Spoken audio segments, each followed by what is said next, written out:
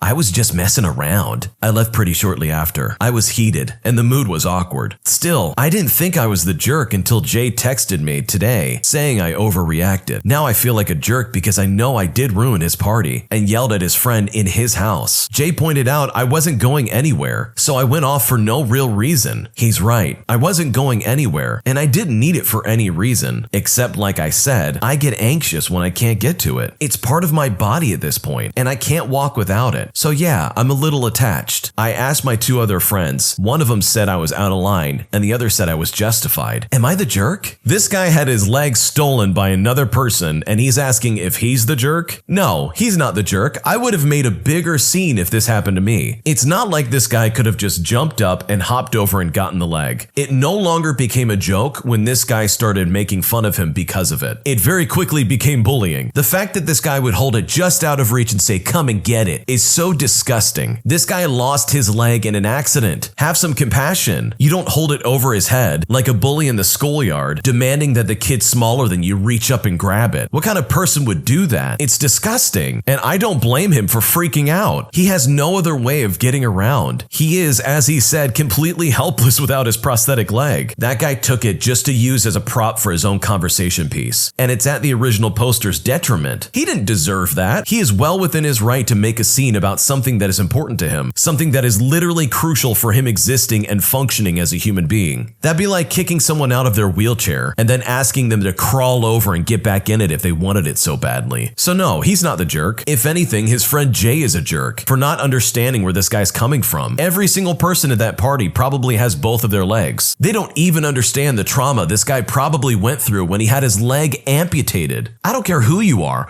Nobody's gonna be ready for that. To lose a piece of yourself that's so crucial for everyday living. And yeah, there's accommodations like prosthetic legs and limbs, but it's not the same of having your own leg. So I don't blame this guy for getting upset. And it's disappointing that his friend can't see where he's coming from. Am I the jerk for wanting to cancel plans with a girl I've been talking to, all because she made fun of my mental health? I've been talking to this girl for just over 2 months now, and we've been getting along great. But recently, due to a recent argument, I felt very off with her. The argument being she was mocking me for my mental illness, trying to copy how I feel. If I was feeling depressed, she'd act distant or become blunt and rude, and then blame me for not putting as much effort into our conversations like I usually do. Anyway, we talked it out and she's only slightly understanding where I'm coming from. I'm trying my best not to let it faze me, but ever since then, I haven't really felt the spark I used to have for her. I'm supposed to be driving up to where she lives tomorrow morning, and I've told her I'm coming and she's booked a cafe for breakfast and everything, but I'm absolutely not feeling it. I feel very selfish canceling plans this late, but what would be the best way to do so? First and foremost, it is a big red flag that this lady is making fun of this guy for his mental health. I mean, that's absolutely uncalled for. The fact that she would copy the way that he was acting anything just to try and put him down, even if it's in joking, is pretty terrible. And worse about it, it sounds like she's not even trying to understand where this guy is coming from. Mental illnesses are already such a hard thing to deal with as it is, but to then have somebody that you're interested in act as if it's not a big deal when they were in the wrong for putting you down essentially, is not good. It can only make things worse when you're the person with the mental illness and you're trying to find some normality in your relationship. This is pretty bad. And in all honesty, this guy just has to be honest and say he doesn't want to go. Maybe he can make up some kind of excuse like he's not feeling well or he just isn't feeling it, but something. Anything to try and get out of it. And it wouldn't be totally lying if he said he wasn't feeling well. Not feeling well because you have some mental health issues going on, or you're maybe having an off day, would be just as valid if he said he had like a stomach ache or something. So in my opinion, go for it. Cancel the plans and reevaluate if you even want to be talking to this lady. My boyfriend wants me to move away from my family or he's gonna leave me. I live in a well-off family. We're very religious, except we don't exactly practice too much. We practice some of the big portions of our religious beliefs, but not all of them. However, I'm not allowed to date under any circumstance. My boyfriend knows this. We've been a quote couple since October, but we became official in December. He hates my family and thinks we're controlling and strict. My parents don't want me to be fully independent until I'm married, which is fine because I love the idea of marrying young. My boyfriend is fine with me wanting to get married soon, but not with my parents not giving me independence. He is going to a university in Ohio and convincing me to go to college, so I'll be starting in September. Also, my parents are fully paying for my college and any related expenses, as they don't want me to be in debt. My dad's philosophy is that he wants me to start at zero so I can show him what I can do. My boyfriend also knows this. Last night, him and I argued over my family. He said they're abusive and controlling. I told him, while yes, they control me with some things and can see my purchase history, and they still lecture me if I spend too much money, I have gained a lot of freedom through their trust. My boyfriend wants me to go to college far away, but I can't move out until marriage. I also can't afford to leave, as leaving would require me to take out a loan, and I don't want to be in debt to go to school. I also already lost that battle, as I got accepted to a university in Ohio. This was before I met my boyfriend, and my parents fought it hard until I eventually said screw it and just didn't go to college altogether. My boyfriend told me he'd pay for my bus ticket to bring me down to him if I would just leave and make the cops force my parents to give me my legal documents. I could never call the police on my parents. They don't abuse me and they treat me well. They work hard to provide for me. And while yes, I have lots of money saved up, I cannot afford rent or a home in my area. I told him if he was here, I could confront them and tell them to let me be more independent. I'd feel more comfortable if he was next to me, honestly. However, running away all alone and getting the law involved and leaving to a state that I know no one but him in is just too much for me to even think about. I can't even live with him for long because his roommates wouldn't be happy. I have other financial obligations involved with some of my gardening hobbies. I love my plants. They're like my children. My mental health hasn't been good, so I've lost some of them, but I still love them. I can't leave them behind and let my family throw them out. They're too precious to me. I told my boyfriend this, but he said we could just buy new ones. I told him new plants will never replace my old ones that I've had for years, and I can't buy back the time I spent. He got tired and said it's either I leave home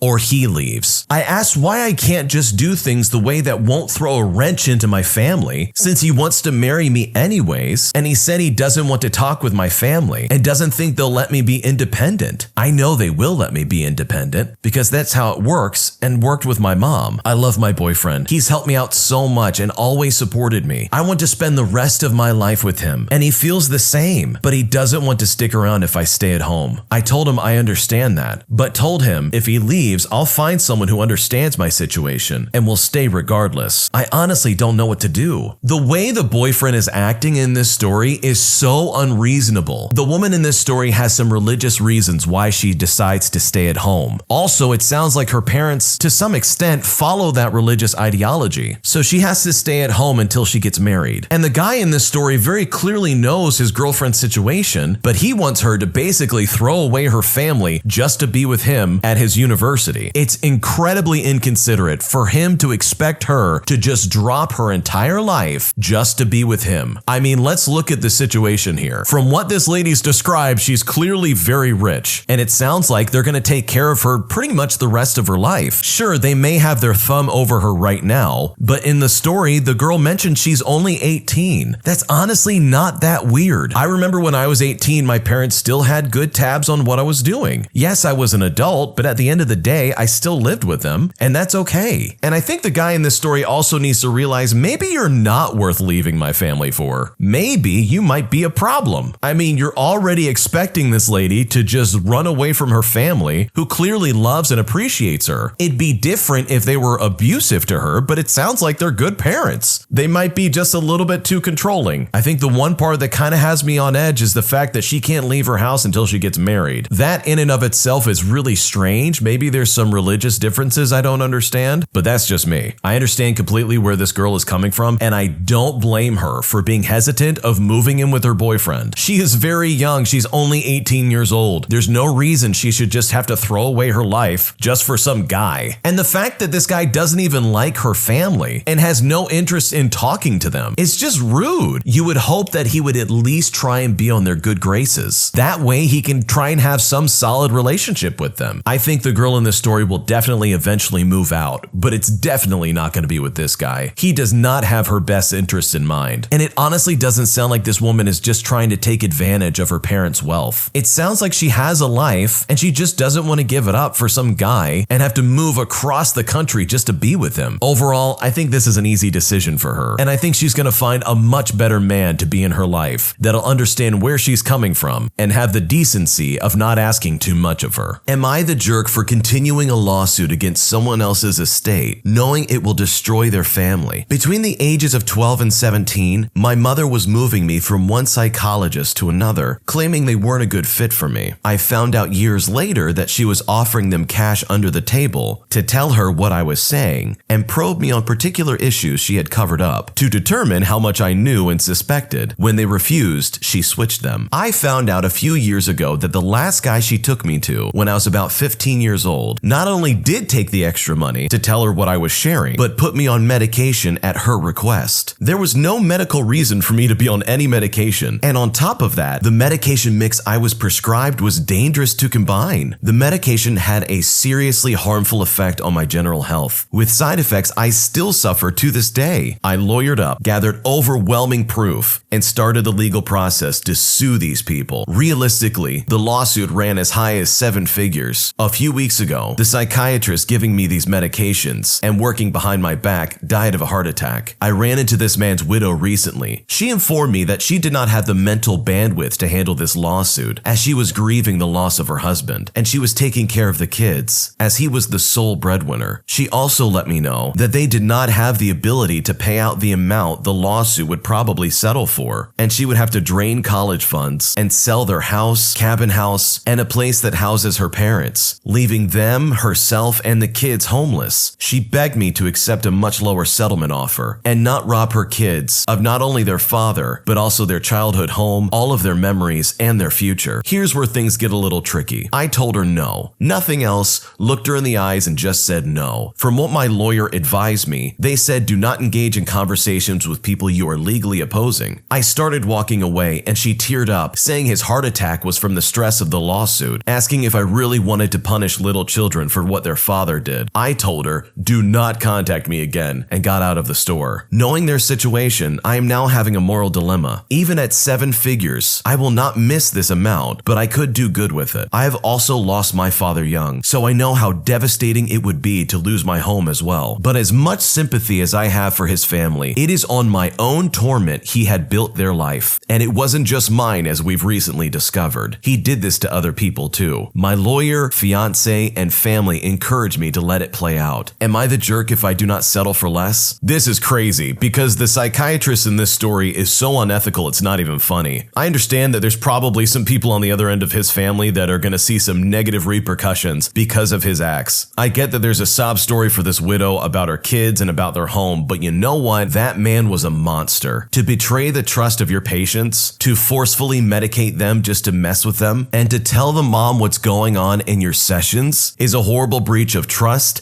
and many laws. He ruined this person's childhood, took it away from them, all to cover up some weird situation his mother was stuck in. In my opinion, he should absolutely let this play out. He is not responsible for the kids or the widow in this story. He's only responsible for himself. Anyone who says otherwise can get lost. lost. It's sad that the widow has to deal with this kind of loss and is fearful of her future, but she needs to understand that her husband was a monster. Seeing a psychiatrist or a psychologist or a therapist is hard enough as it is, let alone choosing to open up to them fully. So I can only imagine the absolute mental damage that came along with finding out that your secrets were not secret, that it was not a safe place to open up, and that he was actively working against you just to try and keep you quiet. And the fact that he didn't just do this to one person. From what the original poster is saying, he did this to multiple people. I'm sorry, but no child, college fund, or home is going to prevent me from pursuing legal action. If I was in their shoes, I would absolutely let this play out. I am more than welcome to be the bad guy in their eyes if it means that people like this don't get away without getting punished. It's unfortunate that the man died, don't get me wrong, but what about the person in this post who lost their entire childhood listening to adults who were supposed to have his best interest in mind? Absolutely disgusting situation. At the end of the day, this man broke every oath he took and made extra money off it, and you have no obligation to try and defend him and allow him to keep the money that he got from abusing other people. I tried to knock myself out with melatonin and ended up becoming a zombie. Since I was in high school, I can barely sleep by myself without being cursed with nightmares, waking up at least 2 to 3 times a night, and being a light sleeper, especially if I'm hungry. So naturally, I take melatonin gummies before bed to help me get to sleep. Now, I'm in a college dorm where I have to share a bedroom with a roommate. He's a great guy, super friendly, helpful, and funny, during the day that is. At night, he's the bane of my existence. This is because there are some nights his snoring is so obnoxious, I can only compare it by being within inches of a diesel generator. Oh, and there's no possibility of waking him from that state. Last night was the 4th night in a row where I hadn't gotten a quality night's sleep. I had just gotten back to sleep for I think what was the 2nd time. My memory isn't very clear at 3 in the morning after all, when whatever power grid my roommate is plugged into needed a full load of power. Not even my noise-canceling earbuds could stop this one. At this point, I've been tired for 4 days, so I'm not thinking clearly. Did I go get a snack to make sure I wasn't hungry and wait out the storm? No, I'd already eaten dinner, and even though it was small, I don't want to make myself fat over this. Again, 3 a.m. logic is not my strong suit. My roommate's nose continues to taunt me, screaming how wonderful his sleep is, for all the world to hear. At this point, I'm desperate for a definitive way to knock myself out as soon as possible. I'd already taken my melatonin gummies for all the good that it was doing, but desperate times call for desperate measures. With an exhausted and angry mind to work with, I made the decision to take 2 more doses of melatonin gummies, thinking that if I combined that with some backup for my earbuds, I would surely pass out for however long I needed to. And because it's the weekend, I don't care when I wake up. Turns out melatonin does not work like that. Instead of knocking me out, I spent the next several hours not asleep, but in some state of still conscious but half asleep, which was something at least. But it really does not make you feel rested when you wake up. Eventually, I did get a couple hours of actual sleep, but my terrible decision finally caught up with me. I hadn't had nearly enough time to sleep off that much melatonin, and as soon as the sun comes through the blinds, I wake up again, this time in a groggy haze, giving me new empathy for how zombies must feel. I try to get more sleep, but to little success, so I drag myself up from my fleece grave to walk around a bit. It wakes me up enough to be considered alive, but I am still super drowsy. In fact, writing this story has helped me wake up, and hopefully the melatonin will wear off later today. But for now, I'm not getting as much work done as I had hoped. Oh, I have definitely been here. Melatonin does not give you a good night's sleep if you do it wrong. It just doesn't quite knock you out like you would think it would. There are some allergy medications like Benadryl that when I would take them as a kid if I was having allergy problems, they would knock me out so fast. But that is not melatonin. It assists with you getting some sleep, but it doesn't take you down. So I understand what this guy was going through with waking up the next day and feeling like a zombie, because I've been there many times. It's very easy to lose a lot of sleep from melatonin. But when it works, it's great. But when it doesn't work, oh boy, you're in trouble. We've all had that roommate where they are just an absolutely obnoxious sleeper, where they snore so loud and it's impossible to sleep. You can try earplugs. You can try noise canceling machines. You can try waking them up and then going back to sleep quickly, pretending like you didn't just throw a shoe at them at 2 in the morning. But at the end of the day, it's honestly up to you to try and find a solution. So Godspeed to this man, because I don't know if they're ever going to find a solution to this. And I can tell you that their school experience is going to be very long with very little sleep. sleep. I ran through a wildlife corridor and was tracked by a pack of wolves. I've been training to run a marathon, and one of my biggest challenges is finding fun places to run. I prefer running to be a bit of an adventure so that I can focus on the journey and think less about the actual running. I live at the edge of my city in Canada and decided that it would be nice to run near the river that is close by. After a 5 a.m. wake up, I had a big glass of water, then set out hoping to run about 20 kilometers. It is winter here, so the sun currently rises at 8 o'clock in the morning. Till then, it's completely pitch black. I was running along a road, but it had next to no vehicle traffic. About 5 kilometers in, I started to feel pretty vulnerable. I considered turning back, but wanted to get my kilometers in. There's a coffee shop on the other side of the river that I decided to make my midpoint. I'd have a coffee, then run back. As I started to approach the river valley, I thought I noticed something on the hill to the north. Assuming it was a deer, I continued on. At this point, a truck drove past, and I figured it scared off the animal since I couldn't see it anymore. A few minutes later, I noticed 2 wolves to the north once again. I was starting to panic. I was close to crossing the bridge, which on the other side would have more humans, vehicles, businesses, etc. So I picked up the pace, trying to get there fast. The wolves ran away as another truck was approaching. I thought about stopping the driver to ask for a ride, thinking that I was likely being paranoid and the bridge was close and I didn't want to look silly. I decided against asking for a ride. To be honest, I don't know if I would let a guy like me into my vehicle. I'm 6'5", weigh 210 pounds, and I'm wearing full winter gear with only my eyes showing. Yeah, that's a no-go. After that truck drove by, I noticed the wolves almost immediately after. I took to the south and noticed 3 more on the other side of the road. At this point, I figured I was in for a fight. I remembered reading to go hard after the smallest wolf. If you can hurt them, the rest will most likely run away. That became my plan as I tried to spot the runt of the litter. The pack was trotting along both sides of the road with me for about 3 minutes, which felt like 3 hours. Before I knew it, I made it to the bridge. The barriers on each side of the bridge marked the end of the road for the wolves because there was a dead end for them. My heart was racing. I continued across the bridge to the coffee shop. I ordered a coffee and then called an Uber. At the end of it, I made pretty good time. Yeah, I would say you probably made pretty good time. You had a wolf pack tracking you down. Imagine yourself getting up trying to get exercise early in the morning on a winter's day, and instead of having, I don't know, a normal experience, you have a pack of wolves tracking you down. I would be furiously scared, slapping myself in the head for even thinking of not going to a gym. I mean, I could be doing this on a treadmill. Why did I decide to get up and suddenly start running through Game of Thrones? I don't need this. Overall, this guy's super lucky he didn't become breakfast for this pack of wolves. My girlfriend got accepted into law school, but I don't want her to go. My girlfriend and I started dating our first year of college. When I asked her to be my girlfriend before, she made it clear and told me that her priority and ultimate goal after college is to go to Harvard Law. She made it very clear to me before we made it official that if she gets accepted to Harvard Law, that she would choose that over me. At the time, I agreed and said I'd support her no matter what. Now that we're graduating this May, she's going to Boston, and I'm going to stay in California since I'm happy with a bachelor's and don't plan to continue into higher education. I feel like garbage because I don't want her to go to Boston, because I don't want to be physically separated from her. Some of my friends tell me that she's being selfish for not considering what I think, but I think she's not selfish since she made it very clear to me before we started dating that once she gets into Harvard Law, she'll go to Harvard since that's her priority. And I was okay with this before we started dating, but it's only sinking in now that it's finally happening. What do I do? This is a tricky one for the guy. He willingly went into a relationship with a girl that he knew was going to choose Harvard Law over him. And I don't blame her. It's Harvard Law. This is going to open so many doors for her. And she got in, so she's probably super smart. What does this guy have to offer besides just being the boyfriend? I mean, really, I can understand him not wanting her to go to school and to be away from her literally across the United States. But at the same time, I mean, did he not already know that this is what was going to happen? And sure, they can try and make it work as some kind of long distance relationship, but my prediction is that this relationship will not last. And it's unfortunate because it sounds like the guy really likes her, and I'm assuming the girl likes him as well, but clearly not enough to stick around because she is going to school. If anything, this guy should definitely try and stay in contact and try and keep this relationship going. He has a girlfriend that's super driven and knows exactly what she wants. She's on the verge of getting a career that's going to make her a ton of money. He should be proud that this is his girlfriend. He should be thanking his lucky stars that this is who he's dating. If anything, this guy should move out to Boston just to be closer to her. I can understand wanting to stop at a bachelor's degree and not wanting to pursue higher education, but this is at the cost of you basically losing your girlfriend. girlfriend. This is going to be a tough relationship to keep in contact with because literally she's not going to be around him. And there's probably going to be other guys there that are around that will probably be more than happy to step in absence of her boyfriend in California. Tricky situation. In my opinion, if this guy really wants the best for his girlfriend, he should accept that she is going to Harvard Law and that he absolutely should not stand in the way. Am I the jerk for wanting to break up with my girlfriend after she destroyed my expensive electronics? I had a long day of drinking with some friends and my girlfriend. We ended up calling it a night due to the fact that my girlfriend had a bit too many. We ended up putting her to bed and I decided to go back out with my friend. My phone ended up dying, and during that time, my girlfriend woke up confused and enraged that she didn't know where she was at. I arrived home to find my laptop shattered, my Nintendo Switch broken, and my Bluetooth speaker in pieces. Fast forward to this morning. She was extremely sorry and offered to pay for everything. She claims she didn't remember breaking anything and doesn't know why she did it. At this point though, I'm torn about our relationship. She promises to work on her anger. I, of course, had an in-depth conversation with her about how this is not okay. But at this point, should we just end the relationship or try to work through it? We just got an apartment together, which of course adds layers of difficulty and inconveniences if we do end it. This is a tricky situation. The guy in this story is going to be living in an apartment with his girlfriend, and his girlfriend can black out if she's had a few too many and start breaking things in anger. That's not a good sign. I don't know personally if I would want to live with that. There would always be this underlying fear that if she has just a few too many, she could start swinging. And what starts with a Nintendo Switch and a laptop getting shattered soon becomes black eye and broken orbitals. I don't blame this guy for thinking that he should just break up with this girl, especially after just losing $1,000+ on electronic property that, yes, it could be replaced, but at the same time, it shouldn't have been broken in the first place. From the sounds of it, it doesn't look like this is something the guy ever expected would happen. And while the girlfriend is apologetic, I think maybe it's time to reevaluate if they really should be living together. I have broccoli-related trauma and ended up vomiting on my therapist because of it. This post is going to require some background, as you could imagine. So when I was born, my mother was a very young mother. She was 15 years old. She wasn't ready for a baby. And I'm told this is why she gave me to her grandmother. Her grandmother really liked broccoli. I'm talking she had broccoli-themed decor. There were black and white pictures of broccoli hanging on her walls. She had broccoli plushies, and she incorporated it into every meal we ate. I think she said once it was her dead husband's favorite food or something like that. Growing up, I always assumed that this was normal, but once I attended school, my classmates would always question and sometimes mock my t-shirts, which all featured cartoons of broccoli. I quickly grew to resent the vegetable. I stopped eating it at dinner. My great-grandmother and I would have fights about it. She always insisted I clear my plate of broccoli, so I had to start sneaking it into the trash. What's worse was her desserts were always those weird, borderline horrifying Jell-O molds you would always see in the 50s, and every single one had a broccoli in it. Anyway, fast forward to now. I haven't eaten broccoli since I was a kid. I've been seeing a therapist for unrelated reasons, and I casually mentioned this to her. She asked for more details, and I realized I'm surprisingly sensitive about the subject. She suggested I try eating a small portion of broccoli as a way to challenge and overcome these negative emotions. I wasn't comfortable doing that alone, so we agreed that I'd bring some in for our next session. Fast forward to yesterday. Yesterday, I arrived for our session with some broccoli and reluctantly tried a bite. As soon as I tasted it, all I could remember was my grandma's weird obsession with it and all the discomfort and embarrassment it brought me. I vomited all over myself, my therapist, and her office. She was nice about it, but I could tell she was highly uncomfortable. She said I might not be ready to confront my broccoli issue, and I think I might need to find a new therapist. I don't know whether to laugh at this story or just to feel a little bit bad. This person clearly has some trauma related with the vegetable broccoli, but it's so absurd that I can't help but think this is probably the weirdest thing this therapist has probably ever run into, let alone tried to resolve. I mean, I don't think she imagined that her client would come in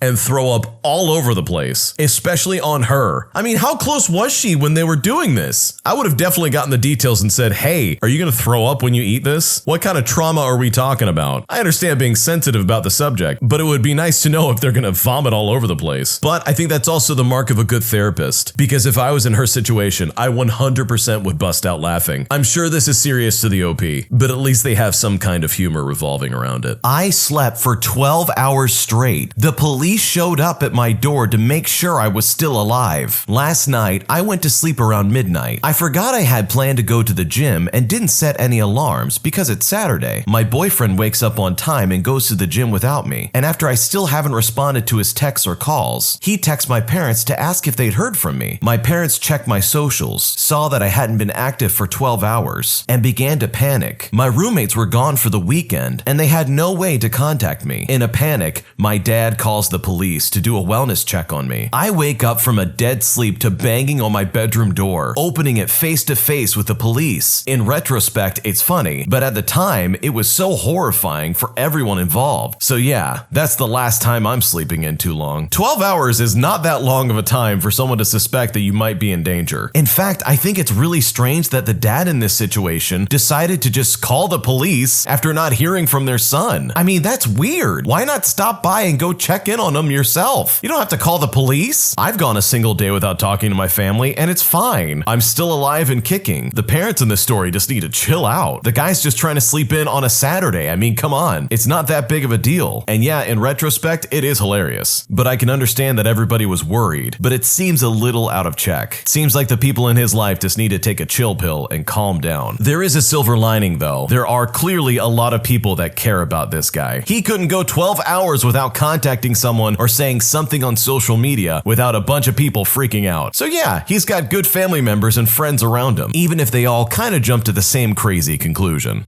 My husband cheated on me with someone on Reddit. I've been with my husband for 6 years now, and we have 2 beautiful children together. He said he replied to a Reddit post to give advice to someone, but that person then started to message him privately on here. They have been talking on and off, so he says, for a year. He went to meet this person for the first time in a hotel. They first had dinner, and then my husband said he realized what he was doing was wrong, and it didn't go any further. I found the hotel card in his wallet. He said he has no feelings for her, and that she was just like a friend. I believed him because the husband I know is honest, respectful, kind, and understanding. I asked him why he agreed to meet with this person, and also why he decided to do it at a hotel. He stated because the other person was very adamant and would not leave him alone. Also because apparently, according to her Reddit post, she was thinking of hurting herself. He's never done anything wrong to me. This is the first time. Our marriage was great, but then we had kids and everything was about them. We hardly got the chance to spend time with each other. I know I can trust him again, and maybe this will bring us closer, but I don't know if I'm truly going to be happy because it hurts a lot. This is super suspicious because I honestly don't believe the husband in this story in the slightest. There's a lot of red flags here, but the first most obvious one is that this guy met up with someone on Reddit at a hotel. Hotels are meant for sleeping and possible other activities. I don't believe him for a second when he says nothing else happened. She states that she loves her husband and that he's not going to be disrespectful or dishonest or anything like that, but that's exactly what he just did. This is super dishonest and this is not a good look. And if I were her, I would definitely be reevaluating my marriage with this person. Am I the jerk for not allowing my boyfriend's sister to bring their service dog to our birthday party? I am sure I will get some hate for this, but hear me out. My boyfriend's sister has a quote service dog she takes everywhere with her. I put it in quotes because she always dances around with her service dog, but never explains what it does. And my boyfriend won't answer what its purpose is either. I have 2 boys, 5 and 7, who love dogs. Every time she is around with her dog, she scolds them for wanting to play with and or pet the dog. I teach them not to mess with other dogs in public. But in a home setting, it gets a little bit into the gray area. The dog is in the house. He is just hanging around. It's not like he's pulling her wheelchair around. I told her not to scold my children, and she told me the dog is a breed that won't tolerate my kids climbing on it. So I guess apparently this service dog is dangerous and that they shouldn't be messing with him. So my boyfriend's birthday is coming up and I am hosting a party at my house for him. I told him that his sister could not bring her dog to my house if she wanted to come. He literally told me to cancel the party and that we will have to get together somewhere else so her dog could come with her. I don't want the stress of her getting upset with my kids for being kids. I don't want to have to worry that the dog may bite them, and I just don't really want a dog in my house. I do not believe the dog is a legitimate service dog, as I don't know of any disability that she has. Wow, the lady lady in this story is like a big Karen. I mean, how dare you assume that someone is faking an illness or a disability of some kind just to have a service dog with them? Did you know that some disabilities are invisible? That some disabilities that require a service dog aren't completely obvious to the surrounding public? That dog could be preventing them from having a seizure on the ground. That dog could warn them of when their blood sugar is too high or too low. When that dog is around in its vest, it is literally working. It is doing its job, and no, it shouldn't have kids climbing all over it. It is absolutely disgusting and discriminatory that this woman would question what this service dog is or isn't. It does not take much to be the parent in this situation and respect the wishes of those around them. And if a lady says, hey, don't touch my service dog, then you get your kids off of the service dog. And no, the dog probably isn't dangerous. She is absolutely a bad person for acting this way, and she should 100% be ashamed of herself. I accidentally traumatized my son with science. So my son loves for me to read to him. He's 4 years old, and we read 3 or so books every night before bed. I love that he reads and try to steer him towards educational books, or at least stories with a meaning. So when some guy came around selling books door to door, I had to check them out. There was a whole set for kids around his age that are just full of facts about different topics, from science to history, anatomy to space. These books cover a ton of subjects. So tonight we were reading one, and it asked, do stars live forever? Obviously the answer was no, and it said that eventually our son would shrink down and become a white dwarf, then go out forever. I, being the scientifically literate man that I am, pointed out to him that it's more likely that our son will grow into a red giant and consume the earth. So my son asked, does that mean it'll catch the earth on fire? Seeing that I messed up, I tried to explain it away that it would be long after we were gone, and that humans will have moved into space to live elsewhere. Unfortunately, my son doesn't have a great understanding of things like billions of years or even 5 minutes for that matter. Also, my son tends to get fixated on things and ignore petty things like details. So for the next half hour, he kept peppering me with questions like, if we move to space, can I take all my toys with us? And after the earth stops burning, can we come back? And if we come back, can everyone work together to clean up? I don't like lying to him, but I'm also not looking forward to telling him that, hey, I was wrong, it's not going to turn into a red giant, but I think it's a little too late. I feel like I unintentionally traumatized my 4-year-old and plunged him into an existential crisis. I might have to do some fixing tomorrow if he's still stuck on this. Sometimes science is scary. This man made the mistake of explaining something to a 4-year-old who now knows how to ask why. I have friends who have kids this age, and they told me the second they started asking the question why was the second that it all was just over. Nothing was out of bounds, and the kid was going to ask questions about everything. And this is a prime example of that. So yeah, teach your kids stuff, but just be careful what you teach them. I cheated on my wife with a fictional character. Let me explain. A couple days ago, my wife had a dream where I cheated on her, and later left to live with the other woman in her dream. She told me about her dream in the morning, clearly distressed. Trying to diffuse the situation, I decided to create a funny origin story of the girl I was seeing in her dream. I named her Broomhilda, as this name doesn't exist where I live or anywhere that I know, and I thought it would add some volume and a certain mystery to her character. I was honestly just trying to poke fun. The next day, I posted a funny comment on a Facebook page and received a ha-ha reaction from a user named Broomhilda. I thought it was hilarious, and I showed it to my wife. She did not think it was hilarious. As a result, I ended up having to sleep on the sofa the next night. So I learned a lesson the hard way. Don't try to turn lemons into lemonade, or Murphy's Law will kick in, and it's going to take you out. It sounds like the woman in this story is just a little stressed out because she's worried that her husband's gonna cheat on her based off of a dream, but that's not at all how this works. I think it's a clear rule of thumb that if it happens in a dream, it didn't happen for real, and you shouldn't hold it over your partner just based off some nightmare that you had last night. If I was the guy in this situation, I 100% would have made this joke as well. But in all honesty, this is just a fun little story that details how silly some relationships can truly be. Should I tell my boyfriend I cheated this weekend? I cheated on my long-distance boyfriend this weekend. We've been dating for a year and a half, but I haven't seen him since June as we both had to move back to our home countries when school ended. This weekend, I went on a trip with my best friend, and one night, I had a few too many and went home with a guy I met at the bar. It was an impulsive decision, and I regretted it immediately. I have issues with impulsivity and emotional regulation, and after he was being very clingy and controlling this weekend, demanding that I tell him everything I'm doing, showing him what I'm wearing, who I'm with, etc., I kind of got in a headspace where I didn't care about anything but what would make me feel good in the moment. No consequences or anything considered. My mental health issues are obviously not an excuse. I'm not trying to justify what I did because there's no justification. The guy I met meant nothing to me. I wasn't really attracted to him. I had no interest in ever seeing him again. again. I didn't even learn his name. All I wanted was to feel wanted, to see that someone who didn't know me was attracted to me. So I spent the night with him and left right after. My question is, should I tell my boyfriend this? I know I would want to know, but at the same time, I'm afraid telling him causes him more pain. This could just be more unnecessary pain for him to endure, as the chances of him ever finding out are minimal. But then I think, what if I'm convincing myself to not tell him for my own selfish reasons? Like I don't want to own up to what I did. Obviously, he deserves to have all the information so that he can decide if he wants this relationship and to still be with me. But he doesn't deserve to suffer from my horrible actions. I'm very torn on what to do. If I could take it back, I would, but I can't, and now I have to figure out what the best thing to do is. I can't just break up with him for no reason. He will blame himself, and that isn't fair. We've had a lot of issues these last few months, and I've felt very alone and without any emotional support. But if I were to break up now, he would most likely solely blame himself, when a part of the reason I would be doing it is because of my own guilt and horrible actions. But if I don't say anything and we don't break up, I would be lying to him, which also would not be fair. Obviously, there's no good way to keep this relationship going. I either would hurt him with the truth or lie to him. But which is best? There's a lot of trust that goes into a long-distance relationship. Both parties are depending on the other person to be honest and faithful, and the lady in this story was definitely not faithful. It's as if she took her entire relationship and just put it on the shelf and said, I'll look at you later. Not telling her boyfriend about this now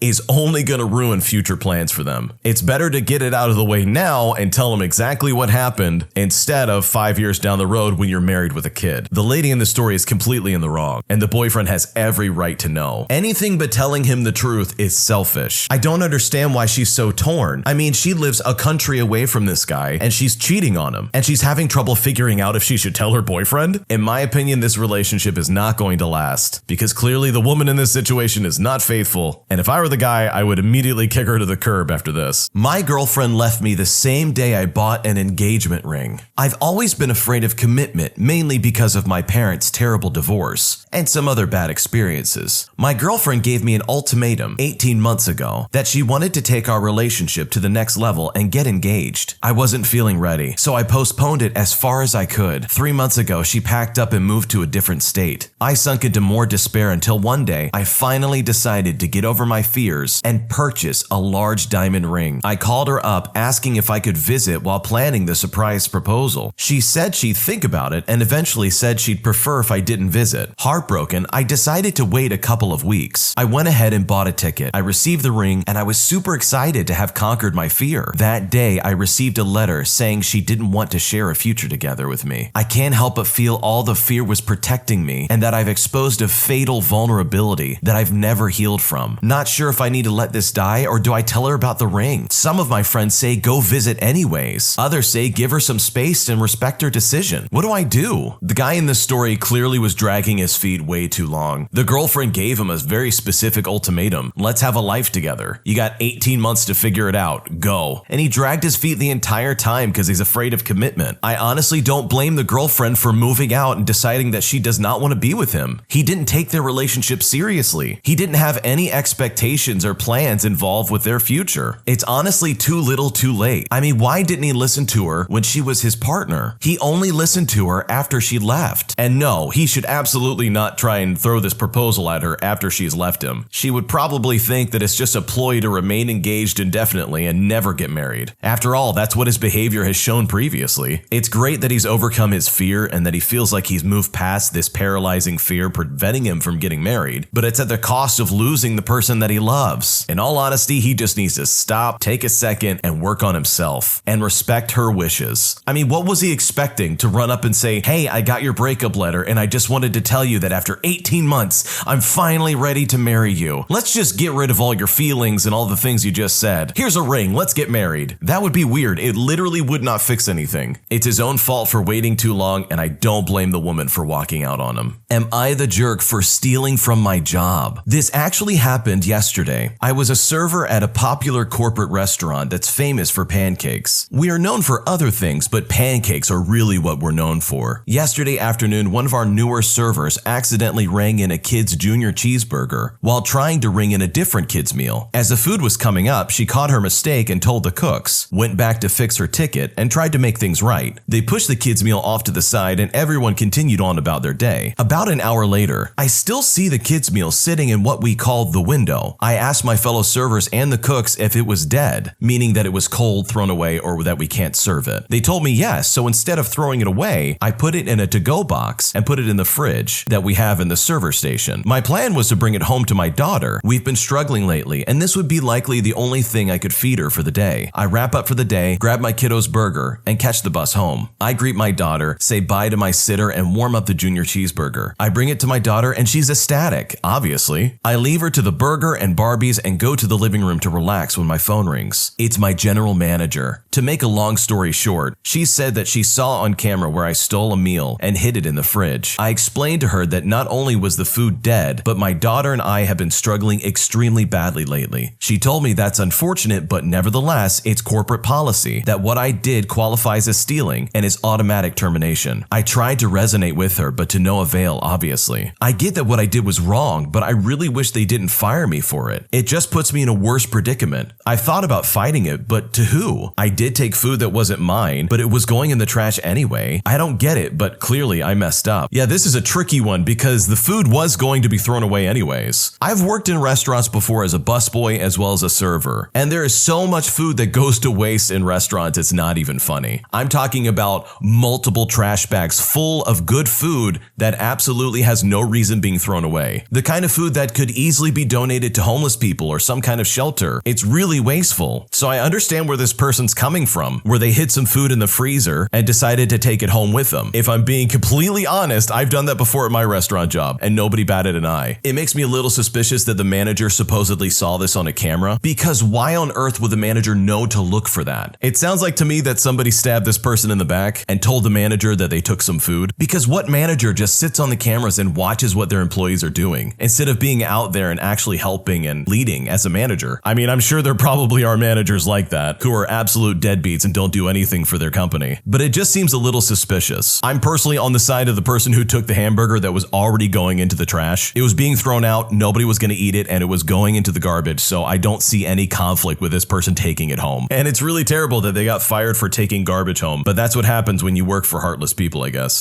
I climbed a mountain with a friend I made on the internet, and things went terribly wrong. So at the time, I had been friends with this person for about 4 years on the internet. He was coming down from a different province, and we made plans to hang out while he was in town. I live in a fairly small town that doesn't have a lot to do most of the time, and the middle of summer was no exception. So I decided to take him to the mountain I climbed because the view is beautiful, and I just enjoy climbing personally. Getting to the mountain was good. We hiked through the woods for a bit before climbing up. We took the safer path to climb, but it's still really steep. And there's a part where you have to use a rope just to get up the mountain. Once you're on top of the mountain though, it's all easy trails. So we eventually make it up to the top, and we're up there for a while, taking in the view and talking about what to do afterwards. We decided to hit up Tim Hortons for coffee and go to the lake after we climbed down. Here's where the problems start. We get to the part of the mountain where we climbed down, and I had just taken my first few steps to grab a tree for a handhold, and my foot slips. I go bouncing, tumbling, and rolling, probably quite the sight for my friend, down this mountain. I went a good 80 feet rolling and bouncing along the rocks to the base of the mountain. I laid still for a moment, making sure I was still alive before standing up. My friend's yelling to see if I'm okay, as I look myself over and ask him to bring me my shoe that came off when I fell. Needless to say, I went to the hospital to get checked out. I had bruised ribs, inflamed some cartilage, had some nerve damage and a small patch on my leg, and a lot of bumps and bruises. I still have the picture of all my injuries, and my friend is slightly traumatized. At least our first person hangout is unforgettable for the most part. I'm not gonna lie, when I read the title of this story, I thought it was going in a completely different direction. I think falling down a mountain is a lot better of a situation than what could have happened when you're meeting someone on the internet for the first time. So in all honesty, as horrible as it sounds, I'm kinda glad that the surprise for this story was just that the original poster fell down a mountain. Because if what I thought was gonna happen actually did happen, I would be horribly upset. But I've actually done something like this similar. I was in Boy Scouts as a kid, and as we were climbing up this steep incline, one of the other Boy Scouts in front of me let loose a rock, and this watermelon-sized boulder smashed into the side of my hip. It hurt like crazy at the time, but we just kept going. I never did tell my parents about it. Overall, this could have been a lot worse, so I think this person got off lucky just having some bruised ribs and some bumps and bruises overall. I turned down my friend of almost 4 years and he snapped on me. I've been close with him for 4 years and I trusted him, so I honestly don't know what to say right now. He invited me to his aunt's wedding as a +1. I agree because I knew his family. It was more people there than I expected or even knew, and I was getting some stares, but my friend kept me comfortable, and the guests that I talked to were really nice. It was an open bar, and my friend had a few drinks. I did too, but not too much since I wanted to be aware of my surroundings. I danced with him, took a lot of pictures, and he introduced me to some people. I could hear a few people tell him I was pretty, like we were dating, and it threw me off. I decided to leave early because I felt weird, but he stopped me and sort of confessed his feelings for me. He told me that he loved me and that he wanted to be with me. He tried to give me a hug, and I normally would, but this time I felt super uncomfortable. I rejected him and he just got quiet. I offered to drive him home, and that's when he snapped on me. He said that there's only one reason that anyone would want to be with me. He then went on this terrible tirade, talking about all this stuff that I've told him in private, using it against me. I froze because part of me didn't register it, and I didn't want to believe that this is what he was actually doing. He was using my insecurities against me, that I had confided in him. When he saw I was upset, he told me to go. The next day he texted me like everything was normal. When I told him what he said, he tried to play it off like he was just drunk and saying stuff. Then he said I was overthinking about it. Then he said he was thinking about someone else and apologized. I'm confused, and I want to give him the benefit of the doubt since he isn't like that, but it hurts. I love him, but it's messed up. Should I forgive him? I just don't know how I feel. The guy in this story is a scumbag. He used private information about this lady just to use it against her after she rejected him, and good on her for rejecting him. Clearly there's some serious red flags that she picked up on without him even having to mention it. He sounds like the type of guy where when he doesn't get his way, he's gonna start throwing a temper tantrum. This type of person doesn't just burn a bridge down between people. He's the person throwing gasoline on the bridge and lighting it himself. And it's really gross that he tried to pretend like none of this was a big deal the next day. He said some hurtful things, and this is just absolutely unacceptable. If I was her, I would cut communications off with this guy almost immediately. Clearly he's super toxic and she does not need this in her life. I'm divorcing my wife because she wants to terminate our first child. My wife and I have been married for 4 years, and about 6 months ago we started trying to have a baby. We both wanted a baby and felt like we were ready for a child. About 2 months ago, my wife found out she was pregnant. At first, we were both extremely happy when we found out, or so I thought. But after we visited our doctor to confirm the pregnancy, my wife suddenly switched up. She started telling me that she had doubts about having this baby and having children in general. She started saying that she didn't want to alter her body in a way that would leave permanent marks and go through the difficulty of pregnancy. She also started saying that she isn't sure that she wants someone who is going to hold her back for 18 years of her life. At first, I started by reassuring her about her doubts. I told her that I would help her in every step of the way of her pregnancy, and that I will make sure she is always taken care of, and that I will always be by her side the whole time, and that she isn't going to go through this alone. I also told her that a child is not only a beautiful sign of our love for each other, but that we will have amazing experiences with this child. I also tried to reassure her that she won't be alone in raising our child, and that I'll be there for them for every single step, and that I will support my family for the rest of my life. She still didn't feel like she wanted to have the baby. To try and resolve these issues, I even set up a meeting for couples counseling to talk about this problem. After I asked her numerous times to come to couple counseling together and her refusing, she finally came. During the 2 sessions, we tried to clear up the doubts she was having, and I tried to reassure her of my support. I also made it clear that if we terminated the pregnancy, that I would not be able to stay in this marriage. Her feelings still didn't change, and she still felt like she didn't want to have the baby. For the past couple of weeks, we've been arguing about this. I keep trying to reassure her, but her feelings still didn't change. She told me that it is her decision whether she wants to go through the pregnancy or not. That is 100% true. It is her decision, her body, her choice. But that does not mean I have to accept her decision within the confinement of our marriage. I respect whatever decisions she decides to make, but her decision does have consequences for our marriage. I was confused because we both agreed that we felt ready and wanted kids. She said that she didn't think it through all the way. I know she is allowed to change her mind, and change her decision on the pregnancy, but I don't think I can accept it and continue my marriage. Yesterday, she gave me the heartbreaking news that she is going to terminate her pregnancy. I made the final attempt to change her mind, but she was adamant about her decision. I told her that I will support her through this process, but I will be filing for divorce afterwards. She started crying and telling me that our marriage doesn't have to end. I know that I'll never be able to love her like I used to if she does this, and that I'll always resent her for it, so getting the divorce is our only best option. I am normally a very rational and strong person in terms of character, but I have never experienced emotions like these. I feel like I'm totally numb inside, and my world is completely shifted. How can I deal with my grief in this situation? This is a really sad story. This man is not only losing his wife, but he's losing his future child. I can understand why he feels upset. Having a kid is one of those things that you gotta absolutely make sure you're ready for. If you're not ready to have kids, you should not try to have kids, and this is a perfect case of that. It's a little too late not to want the child after you're already pregnant. It sounds like the lady in this story clearly didn't think this through, and it's devastating to see that the result of this is going to be her losing not only her husband, but also her unborn child. I really feel for this family, and I hope they find the solutions that they're looking for. My boyfriend wants us to sell our house and live in a van. Yep. My boyfriend wants us to sell our house, buy a van, live in the van, and travel around the country. We've been together for 4 years. Before we met, he was a car salesman at a Ford dealership. He was like a stupid good salesman. He sold the most cars out of anyone else in his dealership the first year when he was just 22. By the time he was 25, he was the best in the region. Literally sold cars nonstop, but he got bored of it. So he bought a secondhand thrift store when he was 25. I met him 3 years later when he was 28 and I was 25 because I went to his thrift store to look for some plates for my apartment, and I literally fell in love within 20 minutes. I think I ended up spending like 3 hours in his store just talking to him. We went on a date a week later. He stayed the night at my apartment, and he pretty much never left. His lease was up 2 months after we met, and then he just moved in with me. When my lease was up 5 months later, we bought a house together. So basically, we're both impulsive and stupid, but living with him these past 3.5 years have been the best years of my life. We cannot get enough of each other. About a year and a half ago, I left my teaching job to work in his shop and travel with him. We spent about half our time driving around the country, picking up new items for the store. It's been weirdly successful as far as a thrift store goes. I think this is because we drive literally anywhere to get new items, and the other stores around us rely almost entirely on donations, so we always have cool new stuff and lots of repeat customers. He just came to me the other day and was like, we should sell the house, let's get a big van and we'll live in it, and we can just travel 24/7. He loves traveling. I love traveling, but I cannot imagine selling our house and living in a van. I never imagined I'd live a life with so much traveling, and I definitely never thought I'd be willingly homeless. We would basically just be driving around, picking up things for the store, and then shipping items back or taking them back to the store. There's only 2 other full-time employees and 2 part-time employees that would take care of everything else. I'm not worried about being in a small space with him. We spend like every waking second together. I just don't like the idea of being homeless. It wouldn't be permanent, he said. Just a few years so he could say we did it. I didn't travel at all until I was 21, so I'm still very new to all of this. So I honestly don't know what to do. Should I sell my home? Am I dating a crazy person? I don't think you're dating a crazy person. I just think you're dating somebody who is very ambitious. They clearly found something that they love. They love you and they love their business. And they want to find reasons to get out and travel more. The original poster goes on to say that the guy in this story had been traveling since he was 16. So it's understandable that he has this itch to want to get out and see the world some more. But to sell your house, that's a big commitment. So much already goes into buying a house as it is. But to then willingly give that up just to live in a van is a big lifestyle change. You will never have private space again if you live in a van with someone else. There's never going to be a room you can retreat to just to have some alone time. It sounds like these two get along really well. They love being around each other and they're clearly in love, but I'm worried this might put a wedge between them because nothing brings out someone's true feelings like going on a road trip. My wife hates it when I have fun. I got married 2.5 years ago. We've been together for 7 years before that. We've been having some issues lately. So if my wife comes into my room or in the house and sees me sitting, relaxing, or playing Xbox, she will start making chores for me to do, and sometimes I'll literally already have done them just to get me away from these things. I used to do them all no question, but the more I think about it, the less I want to or feel inclined to do it. For example, she is not a morning person, so I usually take care of our son from 8 o'clock in the morning until noon, which isn't what we agreed on in the beginning, and really is doing a toll on me not being able to sleep, but she genuinely doesn't care. Anyway, this morning when we heard him get up, she started barking at me to go get him, which is weird because I always get him in the morning. I tell her I'm tired, and I get up and I go get my son. My son has this thing where he pulls me in the crib and wants me to lay with him, and I complied. He's smiling and giggling as we're just talking to each other. She walks in and says, "You know you're 185 pounds, and you can't be laying in that bed?" She also said this right before she went straight back to bed, so she literally only said this to me just to be mean. I replied, "Well, babe, you laid in the crib with him 3 nights ago. Isn't that the same thing?" She says, "You weigh 180 pounds, then proceeds to tell me I'm the biggest regret of her life and should have never married me. Why? She literally always tells me I do nothing. I clean up literally every mess my boy makes. Like I follow him and clean as he's playing, cause she freaks out when she wakes up and there's a mess from him playing. Claims I should clean behind him as he plays to ensure a clean house. It's like everything is an issue and nothing is good enough. Also, let me just add that we are financially stable. I make the money and she just spends it. I really don't know why she is so disgusted with me. Granted, I have issues, but I don't hit her. I don't cheat. I think I'm a good father. I just really can't find out what her problem is." This is a tragic situation because it sounds like the wife is just absolutely not engaged in this relationship, let alone in being a mother. I'm not saying that she has to be involved with her kid 24/7, but it sounds like she just doesn't want to take care of him at all. I'm sure there's two sides to this coin, but from what's being described, this is really sad. There's a lot of red flags here, especially her saying that her husband is the biggest regret of her life. What a terrible thing to say to somebody. He should honestly be concerned that his marriage is probably in danger. Couples therapy needs to happen like right away so she can talk about what's going on and start on the road of repairing some kind of relationship. From what I've read, it looks like the guy's trying to be a good father and he's just trying to take care of his kid, but his wife is really not chipping in and helping in the slightest. So in all honesty, these two better work their problems out, or else a divorce is probably incoming. My significant other tried to unalive me in my sleep, and now I am terrified of him. So me and my boyfriend are currently living together and sleep in the same bed. Sometimes he talks in his sleep, and it has happened before that he got up and walked around while asleep, but not for a long time now. Last night, an incident occurred that really terrified me. I woke up to him frantically grabbing the bed sheets and wrapping his arms around me from behind. At first, I thought he was going in for a hug, but then he put me in a chokehold and tried to suffocate me with the bedsheet. Once I realized that this was not a joke or anything like that, I managed to free myself from his grip, but for a few seconds, I really thought that I wouldn't be able to, and that was very scary. Then I pushed him off me and asked what he was doing. He just held the bedsheet tightly in his arms and didn't reply. Then I asked if he was trying to hurt me or something. He replied no in a confused tone and just went back to sleep. I was lying in bed after this, terrified of what might happen once I fall asleep again. It's not like I think he actually wants to hurt me, but I was scared of him doing it while he was asleep by accident. The next morning I asked him about the incident and he laughed about it. He didn't really take my fear seriously. Then he said he remembers me waking him up and asking him whether he wanted to hurt her and being confused. Now I don't really know what to do. I'm afraid of sleeping in the same bed with him again. We've been together for 3 years and this has never happened before. He has hit me and slapped me in his sleep before, but it was never this scary. This is a really scary situation, especially since the guy doesn't realize that he's doing this. It sounds like he needs some kind of sleep study to see exactly what's going on in his head. The lady in this story is totally justified feeling afraid. She could have been seriously hurt or worse by this. I'm not even sure if a sleep study of any kind could help figure this out, but something has to be done. But on the other side of this coin, his sleep activity isn't the biggest issue. In my honest opinion, the biggest issue is how he reacted once he was fully awake. The fact that he was dismissive about what happened and didn't really care about what she thought and about how afraid she was when this was occurring is actually really bad. That's a really big red flag, and if I were her, I probably would not want to stay with someone like that. When you subscribe, make sure to hit the bell to turn on notifications. To finish listening to all the stories, check out the playlist at the top of the description. And if you want some chill music to put on in the background, check out easymode.com. If you like Am I the Jerk, subscribe to Am I the Genius. Everything will be linked down below in the description.